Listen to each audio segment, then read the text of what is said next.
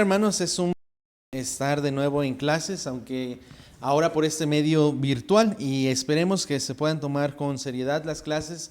Sé que no es lo mismo estar desde su casa, en su computadora o por alguna forma digital viendo las clases que siéndolo presencialmente, pero les voy a rogar que estén poniendo atención, que no estén distraídos, que no se estén parando y saliendo, sino que esto lo puedan tomar como si ustedes estuvieran aquí en el salón de clases. Así, hermanos, pues vamos a iniciar, vamos a continuar con nuestra materia. Estamos viendo introducción al Nuevo Testamento y Dios mediante vamos a abarcar en esta tarde, vamos a estar abarcando Primera y Segunda Timoteo. Y después de ahí vamos a irnos rápido para terminar de ver la introducción a cada uno de estos hermosos libros. Vamos a nuestras Biblias, vamos a ir a Primera a Timoteo capítulo 3, versículo 14, 15 y 16. Primera a Timoteo capítulo 3, versículo 14, 15 y 16. Dice así la palabra de Dios: Esto te escribo aunque tengo la esperanza de ir pronto a verte, para que si tardo sepas cómo debes conducirte en la casa de Dios, que es la iglesia del Dios viviente, columna y baluarte de la verdad. E indiscutiblemente grande es el ministerio de la piedad. Dios fue manifestado en carne, justificado en el Espíritu, visto de los ángeles, predicado a los gentiles, creído en el mundo, recibido arriba en gloria. Vamos a orar. Señor, gracias te damos por este día. Te damos gracias porque nos permites estar aquí para seguir aprendiendo de tu palabra. Y Señor, a pesar de la contingencia, a pesar, Señor, de la pandemia que está azotando al mundo entero, te pedimos que tú nos permitas seguir aprendiendo, que des sabiduría, Señor, a los hermanos y que desde sus hogares puedan ser diligentes para estar escuchando las clases. Señor, en este momento me pongo en tus manos, reconociendo que soy indigno, reconociendo, Señor, que soy incapaz para poder, Señor, enseñar sabiamente tu palabra, si es que tú no me ayudas. Te pido que tú quites de mí toda turbación, todo pensamiento que no sea acuerdo, Señor, a la clase en este momento. Te lo pido en el nombre de Cristo Jesús. Amén. Amén. Muy bien, vamos a leer aquí, si tienen sus notas, hermanos, dice la introducción. Esta es una de las cartas conocidas como pastorales. Hay ciertas cartas que no fueron escritas a iglesias o congregaciones. Hay cartas que van dirigidas a personas específicas. Tal es esta carta. Al igual que la segunda carta a Timoteo, Tito, Filemón, ese grupo de cartas se le conoce también como epístolas pastorales, ya que van dirigidos a pastores, ¿no? Es así que vamos a entrar a esta sección conocida como cartas o epístolas pastorales. No van dirigidas a una congregación, sino van dirigidas a personas específicas. De hecho, los relatos que tenemos de la Biblia para saber cuáles son los requisitos que tiene un pastor, las encontramos en estas cartas. Es así que vemos que Pablo en estas cartas escribe de una forma más personal, como más en confianza, porque lo está escribiendo a personas que él conoce. No lo está dirigiendo a la iglesia en general. Recordemos que Pablo escribía una carta y después decía, ok, que esta carta sea leída también en aquel lugar, sino que estas cartas van dirigidas más personales. Pablo en esta ocasión escribe esta carta porque Timoteo se tuvo que quedar como el dirigente, como el pastor de la iglesia en Éfeso.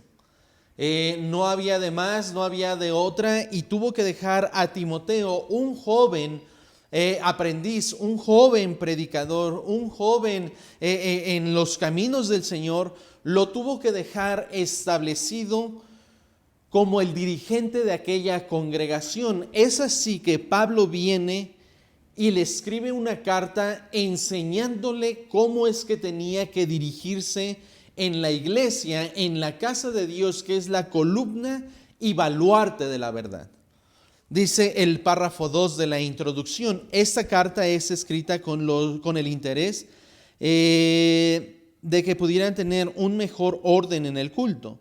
Se dan los requisitos para los obispos, diáconos de la iglesia, así que es una carta muy interesante e importante para quienes pretenden servir en el ministerio, ¿no? Es así que esta carta es de mucha utilidad para una persona que quiere servir en el ministerio. Pablo escribe esta carta para que Timoteo supiera la forma en la cual se tendría que conducir en la iglesia, en la casa de Dios. Es tan triste ver en nuestros tiempos cómo es tratada la iglesia. Algunos lo ven como un centro de entretenimiento. Algunos lo ven como un lugar donde tienen que ir los domingos para medio alivianar sus pecados que han tenido en la semana. Hay algunos que literalmente ven como un juego la casa de Dios. Hay quienes ven la iglesia como un lugar para ver qué ventaja pueden sacar de los hermanos, de los siervos de Dios, de la iglesia misma. Es así que la iglesia es el lugar sagrado que Dios estableció para que su nombre sea predicado, para que familias sean transformadas y regeneradas y para que nosotros sepamos cuál es la voluntad de Dios. Pablo le escribe a Timoteo: te voy a dejar ciertas instrucciones de qué es lo que tú tienes que seguir, qué es lo que tú tienes que proclamar, qué es lo que tú tienes que hacer en la casa de Dios, en la iglesia. Datos a considerar. Letra A, autor humano de la carta. El apóstol Pablo es quien escribe esta carta. La escribe a su hijo espiritual Timoteo. Lugar y fecha de escritura. Pablo escribe esta carta cuando estaba visitando la iglesia de Macedonia. La fecha de escritura va alrededor del 62 después de Cristo. Vamos al propósito de la carta. Pablo sabía que iba a ser un largo tiempo hasta que volviera a ver a Timoteo. Así que le escribiría una carta para que supiera cuáles eran las cosas esenciales en el ministerio.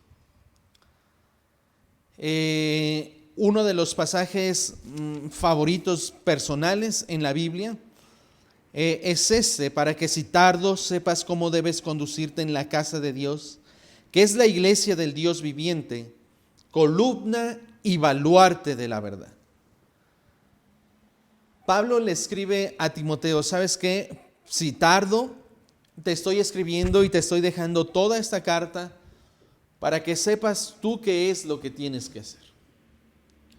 En nuestros tiempos vemos que la iglesia ha sido rebajada al pensamiento y filosofía humana, a la filosofía carnal, a la filosofía contemporánea, en lugar de que nosotros nos amoldemos a lo que ha venido a ser la iglesia a través de los siglos. La iglesia no es algo con lo que nosotros podamos jugar. La iglesia es algo santo. Dice aquí la Biblia, es columna y baluarte de la verdad. ¿Dónde se nos va a enseñar a nosotros la verdad? No va a ser a través de las escuelas. No se nos va a enseñar a través de las universidades. No se va a enseñar a través de las marchas que quieren promover cosas inmorales como la comunidad LGBT, como lo que están haciendo en esta ocasión las mujeres también. De esta forma, donde se nos va a enseñar y se nos va a predicar lo sano y lo verdadero, va a ser en la casa de Dios. En la casa de Dios vamos a aprender cómo disciplinar a un hijo. En la casa de Dios se te va a enseñar cómo debes conducirte en tu noviazgo. En la casa de Dios se te va a enseñar a tener principios de moral y ética que te llevarán a ser una persona más sana. En la casa de Dios es donde se te va a predicar la palabra de Dios y tú dirás: no me gusta, no lo aguanto, no los tolero, pero es la verdad. La iglesia no está para suavizar y para apapachar el pecado de nosotros. La iglesia está para corregir y para decirnos nuestras verdades a nosotros, ya que es la columna y el baluarte de la verdad. Timoteo, en tus tiempos se van a levantar personas que no quieren caminar con Dios, pero tú persiste en ello. Timoteo, ¿sabes qué? Va a haber tiempo en el cual las personas no van a cumplir con ciertos requerimientos, pero aquí está lo establecido. Dios dice aquí en la palabra de Dios cuáles son los requisitos para aquellos que quieren participar en el obispado, en el pastorado. Palabra fiel: si alguno anhela obispado, buena obra desea.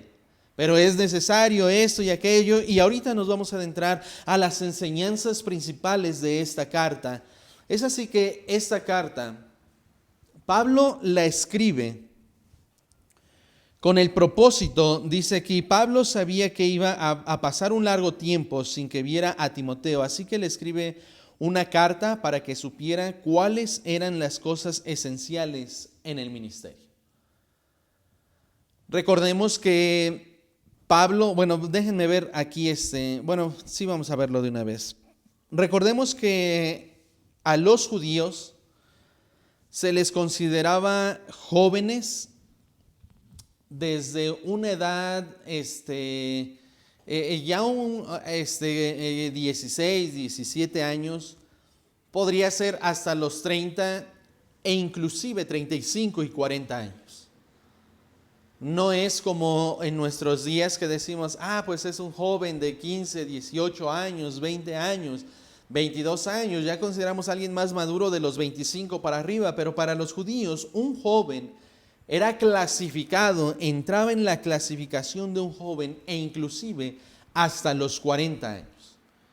Vemos aquí que Pablo le escribe a un joven que se había unido a él en su segundo viaje misionero. Déjenme ver si lo encuentro aquí rápidamente. Dice Hechos capítulo 16. Después llegó a Derbe y a Listra, y aquí había cierto discípulo llamado Timoteo, hijo de una mujer judía creyente, pero de padre griego, y daba buen testimonio de él los hermanos que estaban en Listra y en Iconio. Quiso Pablo que fuese con él, y tomándole le circuncidó por causa de los judíos que había en aquellos lugares, porque todos sabían que su padre era griego. Vemos ahí que nos dice la Biblia, después llegó a Derbe y a Listra, y aquí había cierto discípulo llamado Timoteo. Nos da las características de su mamá, que era judía, pero también nos dice que era de padre griego. Vemos entonces que Timoteo era un joven que tenía y daba un buen testimonio. Vemos que era un joven ejemplar, un joven que conocía del Señor, era un joven que tenía una carga por enseñar y predicar. Y cuando Pablo lo conoció, dijo, este es un buen elemento para que forme parte de mi equipo misionero. Pablo se lo llevó. Muy probablemente Pablo lo doctrinó, le enseñó algunos aspectos, pero hubo cosas de las cuales no le pudo enseñar demasiado. Hubo cosas que como a nosotros se nos olvidan. No es así que cada año escuchamos al pastor predicar quizá de finanzas. Lo escuchamos predicar de la obra misionera y de dar a misiones. Lo escuchamos predicar de la importancia de salir a ganar almas. Lo escuchamos predicar de la necesidad que se tiene de instruir y educar a nuestros hijos correctamente. ¿Por qué? Porque es necesario que se nos repita una y otra vez.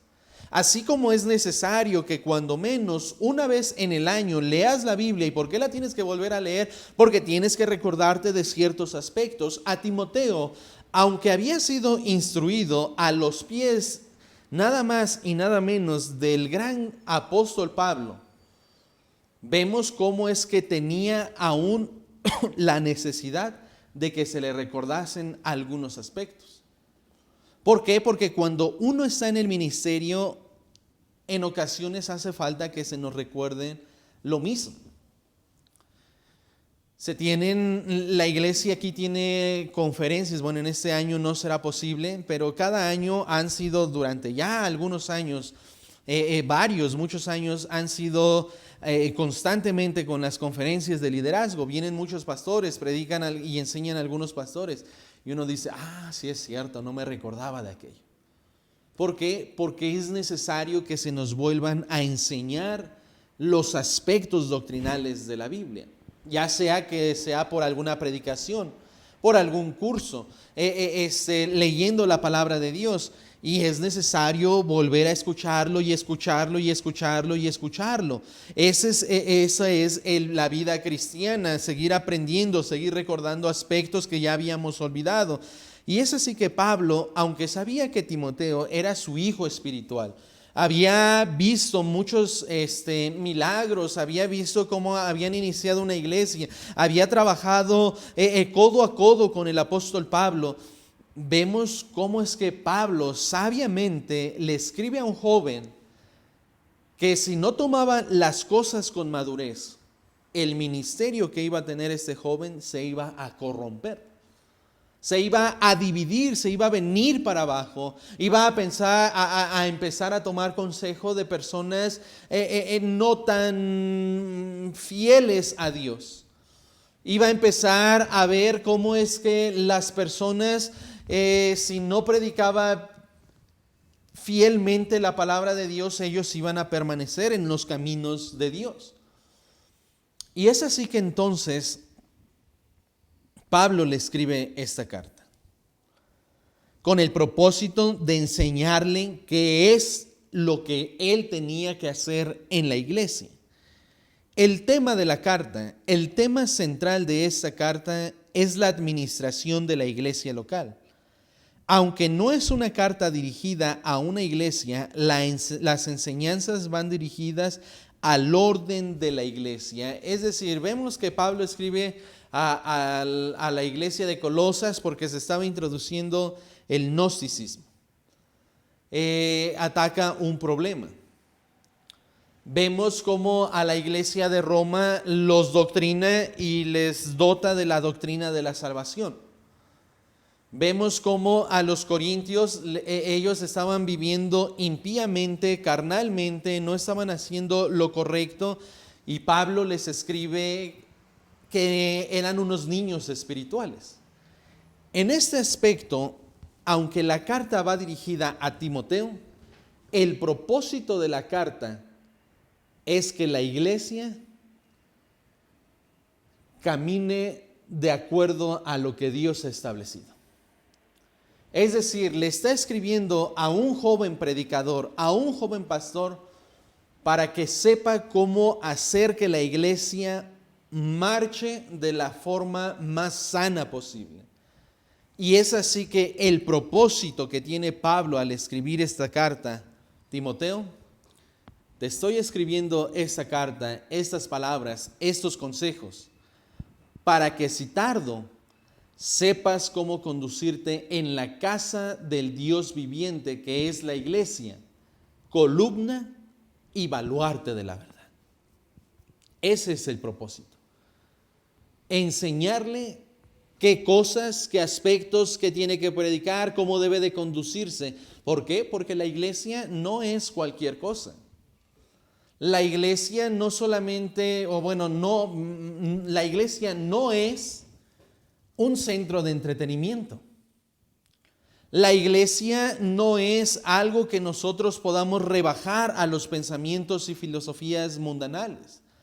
La iglesia viene de la mente sana y pura de Dios para que nosotros crezcamos por ella. Es así que Dios le dice a Timoteo los grandes estándares que debe de tener una iglesia.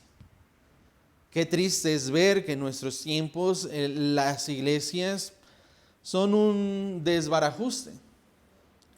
Iglesias donde el predicador llega en chanclas, iglesias donde la gente anda danzando y literalmente anda bailando, iglesias donde, y ni siquiera sé si llamarlo iglesias, donde la gente se anda convulsionando, donde la gente anda con sus gritos de júbilo y sus gritos de esto y su grito de aquello, y iglesias donde pareciera que ellos están por encima de Dios porque dicen, yo decreto, yo mando, como diciendo, Dios, tienes que estar a mi disposición.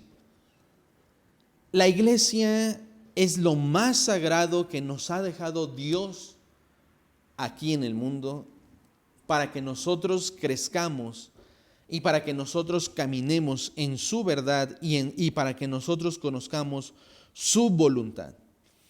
Algo que olvidé mencionarlos es la palabra clave. La palabra clave en esta carta la encontramos tres ocasiones. La primera de ellas la encontramos en el capítulo 1, versículo 15. Dice, palabra fiel y digna de ser recibida por todos, que Cristo Jesús vino al mundo para salvar a los pecadores, de los cuales yo soy el primero. En esas tres pasajes donde se ocupa esta palabra, la palabra fiel, es porque vienen tres temas interesantes y pudiéramos dividir la epístola inclusive en tres etapas distintas de acuerdo a estas tres palabras. La primera nos habla acerca, la palabra fiel es aquella de ser recibida por todos nosotros, que Cristo vino al mundo para salvar a los pecadores, de los cuales yo soy el primero, dijo Pablo. Es así que pudiéramos centrar esta enseñanza y decir, ok, la epístola, la primera parte se divide diciéndonos que la palabra de Dios, si la recibimos, es para nuestro beneficio y para salvar a los pecadores. La segunda vez que aparece esta palabra es en el capítulo 3, versículo 1, dice así la palabra de Dios. Palabra fiel, si alguno anhela obispado, buena obra desee. Es decir, si alguno anhela servir a Dios, si alguno anhela ser pastor, si alguno quiere involucrarse en los aspectos de la iglesia y quiere servir como un ministro en la iglesia, palabra fiel y digna de ser, palabra fiel, si alguno anhela obispado, buena obra desea. Y nos viene a desarrollar ahí los requisitos que debe de cumplir un pastor. La tercera vez que nosotros encontramos esta palabra es en el capítulo 4, versículo 9. Dice, palabra fiel es esta y digna de ser recibida por todos, que por esto mismo trabajamos y sufrimos oprobios, porque esperamos en el Dios viviente, que es el Salvador de todos los hombres, mayormente de los que creen. Es decir, en esta cuarta ocasión, nos está diciendo que sufrimos oprobios. Y sí, ciertamente los cristianos sufrimos oprobios. Pero dice, porque esperamos en el Dios viviente, que es el Salvador de todos los hombres, mayormente de los que creen. Y es así que pudiéramos dividir hasta en tres etapas esta carta. Primeramente, palabra fiel y digna de ser recibida por todos, que Cristo vino al mundo para salvar a los pecadores. La segunda, palabra fiel y digna de ser, palabra fiel, si alguno anhela obispado, buena obra desea. La tercera, palabra fiel es esta y digna de ser recibida por todos. Es decir, todo esto que se nos está enseñando en la carta, lo que el Espíritu Santo está guiando a Pablo a escribir, dice, esta es palabra fiel y digna de ser recibida por todos. Qué tremendo, qué bendición. Vamos a pasar ahora a los temas centrales, a los temas principales de la carta. Son demasiados y prácticamente vamos a resumir la carta en estos aspectos. El primero, bueno, ya lo leímos, lo acabo de leer y nos lleva del capítulo 1, versículo 15, hasta el capítulo 2, versículo 6. Bueno, de hecho es hasta el capítulo 15, versículo 15, perdón. Voy a leer el 15, 1:15, dice, palabra fiel y digna de ser recibida por todos, que Cristo Jesús vino al mundo para salvar a los pecadores, de los cuales yo soy el primero. Continúa hablando ahí, viene hablándonos de la salvación, capítulo 2, versículo 1. Exhorta ante todo a que se hagan rogativas, oraciones, peticiones y acciones de gracias por todos los hombres, por los reyes y por todos los que están en eminencia, para que vivamos quieta y reposadamente en toda piedad y honestidad, porque esto es bueno y agradable delante de Dios nuestro Salvador, el cual quiere que todos los hombres sean salvos y vengan al conocimiento de la verdad, porque hay un solo Dios y un solo mediador entre Dios y los hombres, Jesucristo hombre. Es decir, todo esto viene en conjunto con la primera frase, palabra fiel y digna de ser recibida por todos, que Cristo vino al mundo para salvar a los pecadores, de los cuales yo soy el primero, el cual quiere que todos los hombres sean salvos y vengan al conocimiento de la verdad, porque hay un solo Dios y un solo mediador entre Dios y los hombres, Jesucristo hombre. Lo primero que quiere recordarle, aquello de lo que le está recordando Pablo a Timoteo, ¿sabes qué? Tú me has escuchado predicar, tú has escuchado los diferentes preceptos de cuando hemos iniciado una iglesia, y tú sabes, Timoteo, y tú conoces que fuera de Cristo no hay salvación. Es así que Pablo, lo primero que le recuerdan, ahora sí que lo primero es lo primero. Y lo primero que le recuerda es lo primero, porque no hay vida espiritual si no hay cristianos. ¿Sabes qué? Debes primeramente ganarlos para Cristo. Pudiera ser que ya tienes ahí varias familias que están ahí fielmente 1 mes, 2 meses, hasta medio año.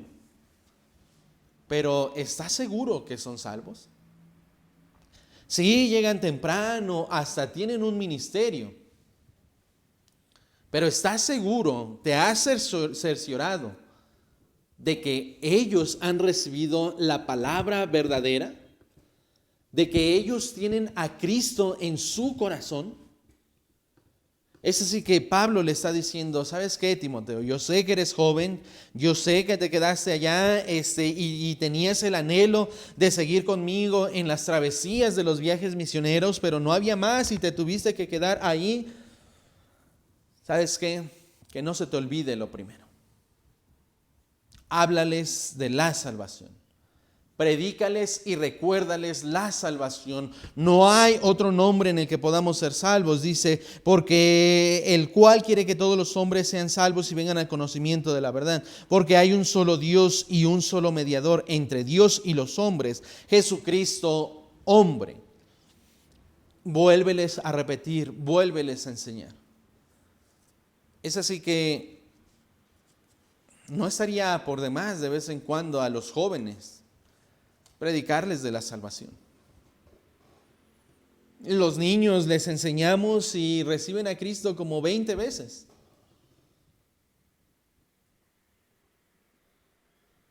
Cuando yo recibí a Cristo, recuerdo que la primera persona que me habló de Cristo y me habló del Evangelio fue mi hermano Rubén por teléfono.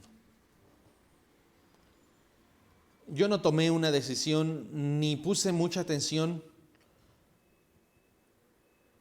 pero después el pastor Hugo, que no era pastor en aquel entonces, él regresó a México, él me dio el plan de salvación. Yo hice una oración con él, pero en aquel momento yo no recibí a Cristo como mi Salvador.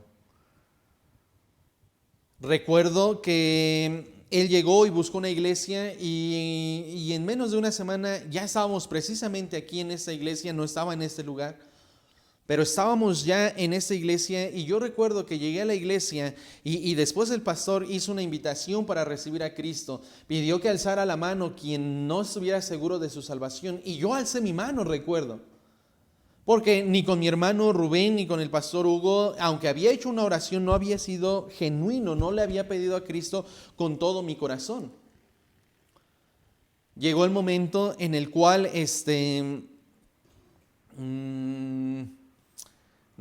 nos invitaron a unas conferencias de aquí en la iglesia, recuerdo con el pastor Miguel Reyes, fuimos para allá, volvieron a hacer una invitación y todo esto yo creo que fue en un transcurso como de 3 semanas. Como en 3 semanas ya habíamos ido a unas conferencias, yo me acuerdo que fui para allá, hicieron una invitación allá, me predicó un hombre, aquí me predicó el hermano Abraham, allá no recuerdo qué hermano era, solamente me acuerdo que era alto, estaba fuerte el hermano y solamente me acuerdo de ello. Pero tampoco, aunque alcé mi mano e hice una oración, no recibí a Cristo. Es más, mi hermano Hugo andaba predicando a la familia y me pedía que le acompañara. Yo ya sabía los pasos, yo ya sabía cómo una persona tenía que arrepentirse, pero yo no era genuino. Hasta que llegó un momento, no fue ni siquiera aquí en la iglesia, aunque no resto valor de todo ello, porque Dios estaba sembrando en mi corazón la semilla para que pudiera ser salvo. Y yo recuerdo que en una ocasión dije, le tengo que pedir a Cristo que me perdone. Me detuve de las actividades que estaba haciendo, me puse a orar y le pedí a Cristo salvación. Abrí los ojos y lo primero que dije, wow, ahora sí soy salvo. Muchas veces, hermano, a lo que quiero llegar con esto, es que aunque vemos a la gente que viene a la iglesia y ellos han confesado con su boca a Cristo y ellos han pedido salvación, muchas veces no nos podemos fiar, aunque nosotros no somos nadie para juzgar, ni escudriñamos los corazones, ni es nuestra intención. Pero nunca está por demás que volvamos a predicar la salvación. Recuerdo el testimonio de un pastor, su esposa fue salva ya que su esposo era pastor. Habían transcurrido años, ella había trabajado en las cunas, ahí en la iglesia, tenía ministerio, pero ella no fue salva hasta tiempo, años después.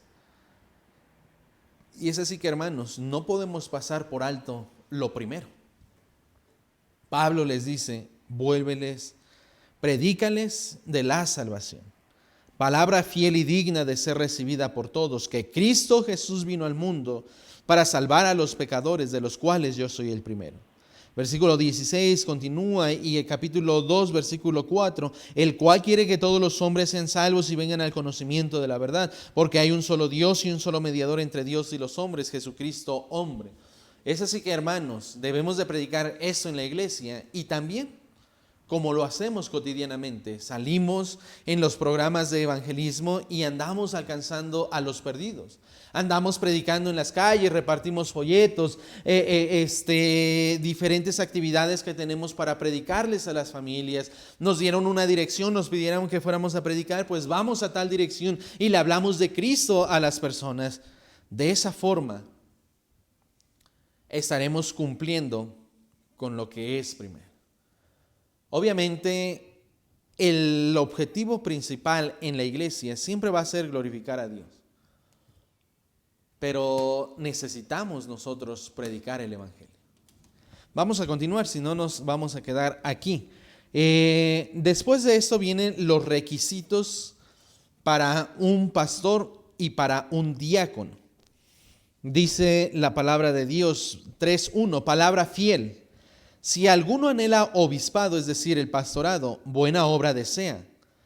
Pero es necesario que el obispo sea irreprensible, marido de una sola mujer, sobrio, prudente, decoroso, hospedador, apto para enseñar, no dado al vino, no pendenciero, no codicioso de ganancias deshonestas, sino amable, apacible, no avaro, que gobierne bien su casa, que tenga a sus hijos en sujeción con toda honestidad. Pues el que no sabe gobernar su propia casa, ¿cómo cuidará de la iglesia de Dios? No un neófito, no sea que envaneciéndose caiga en la condenación del diablo. También es necesario que tenga buen testimonio de los de afuera, para que no caigan en descrédito y en lazo del diablo. Pablo le está escribiendo a un joven predicador, a un joven pastor. Probablemente cuando Pablo vio ahí en Derbe, habíamos quedado que había sido donde lo había recogido, ¿verdad? Dice, después de algunos días Pablo dijo a Bernabé, volvamos a visitar. Después llegó a Derbe y a Listra, y aquí había cierto discípulo llamado Timoteo. Listra Probablemente vio a Timoteo un joven inquieto, como aquellos que suele haber en las iglesias. No, yo quiero ser un misionero. Yo quiero ser un pastor.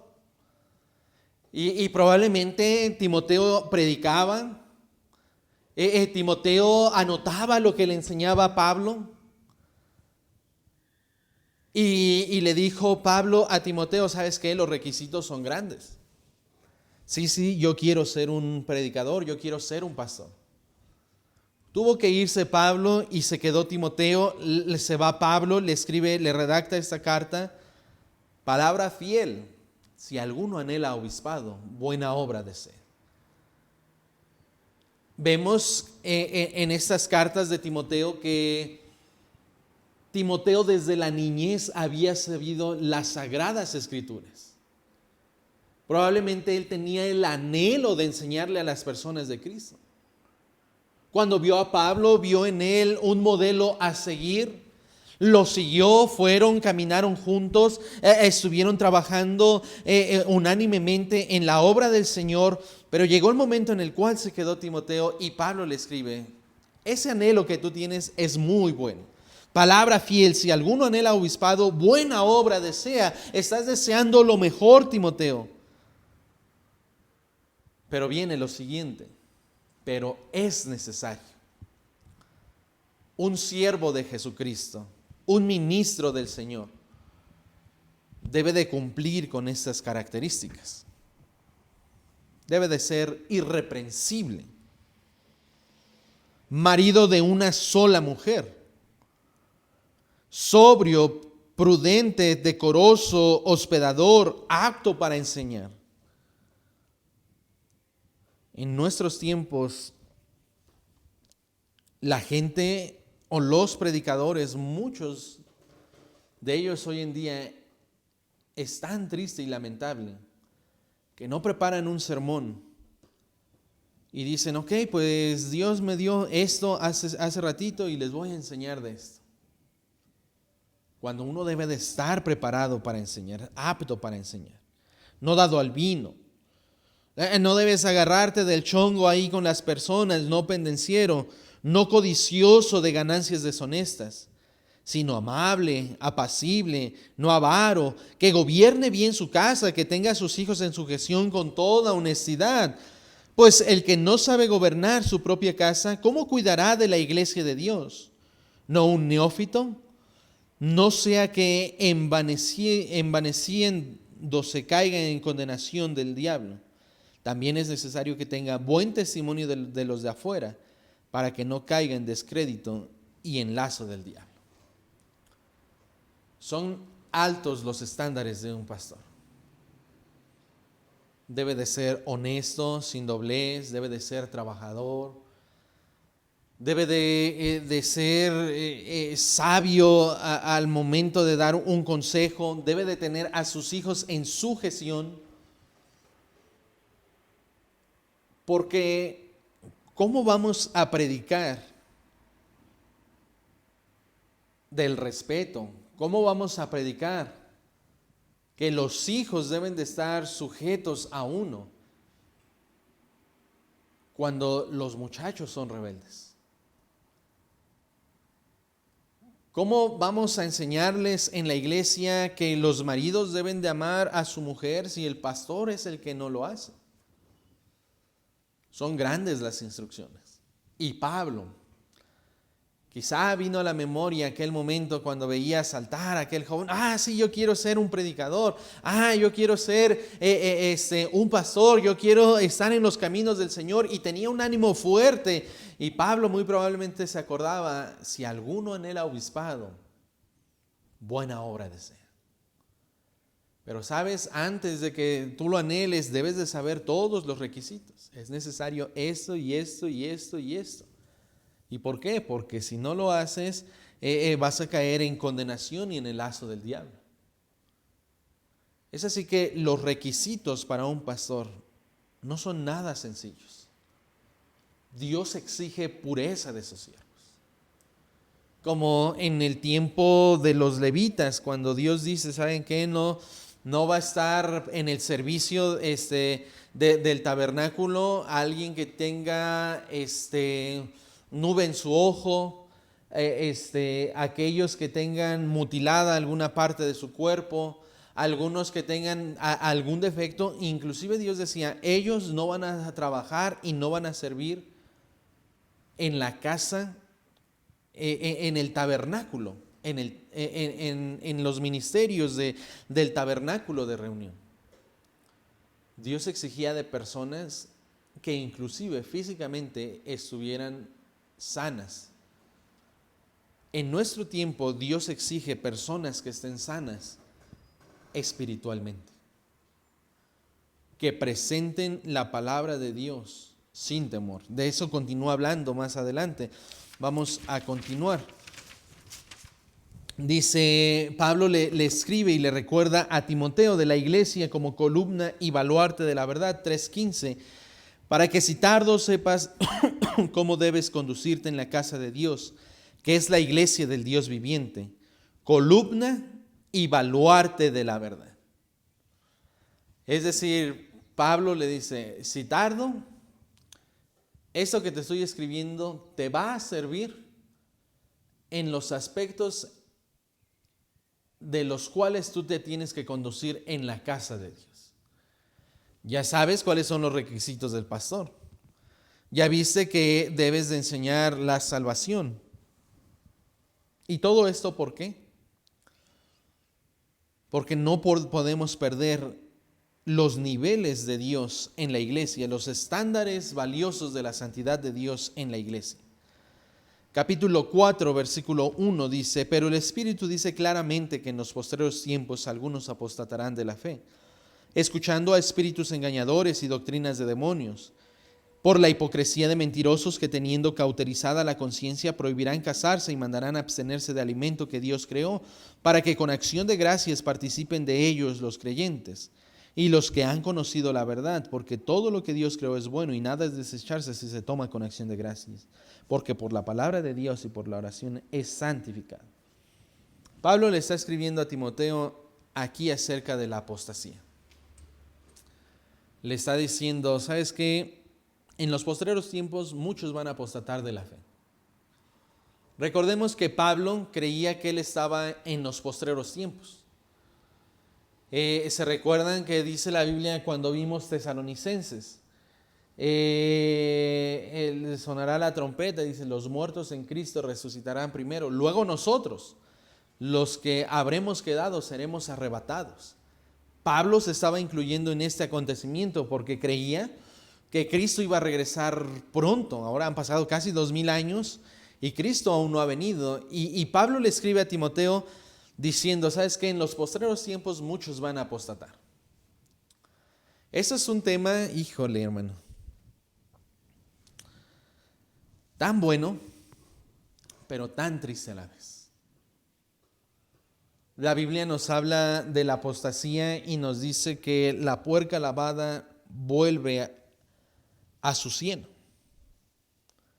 Lo compara como un perro que vomita y se vuelve a tragar su vómito. Cosas desagradables. Pero esa es una verdad que Pablo le está diciendo, porque en los postreros tiempos algunos apostatarán de la fe. Este domingo en la mañana estaba predicando y hay un muchachito que me ayuda y es muy servicial. Me ha estado ayudando a dirigir los himnos, a recoger las ofrendas, es ujier ahí en la iglesia. Y él ha estado casi desde que iniciamos. Bueno, prácticamente está desde que iniciamos. Llegó como 2-3 meses de cuando iniciamos la iglesia, él llegó. Él ha crecido ahí en la iglesia, él ha madurado en estos aspectos. Y estaba predicando acerca de seguir a la meta y llegar hasta la meta que Dios tiene para nosotros, que es cuando lleguemos a cuando muramos o cuando Cristo venga. Esa es la meta. Y le decía, ¿te acuerdas de la familia de la hermana Goya? Y me decía, sí me acuerdo. ¿Te acuerdas de Ariana y los niños que venían con ella? Sí me acuerdo. ¿Te acuerdas de tus primos Mareli y los? Ah, sí me acuerdo de ellos. ¿Te acuerdas del hermano Alexis? Ah, sí me acuerdo. ¿Te acuerdas del hermano Patricio? Ah, sí me acuerdo. Muchos, muchos. ¿Te acuerdas de los jóvenes de estos? Ah, sí me acuerdo. Muchos apostatando de la fe, dejando el camino de Dios. A uno como pastor eso le duele. Pero Pablo le está diciendo, ¿sabes qué? Muchos van a apostatar de la fe. No te agüites, sigue adelante. Vamos a hacer una pausa y vamos a continuar en unos segundos.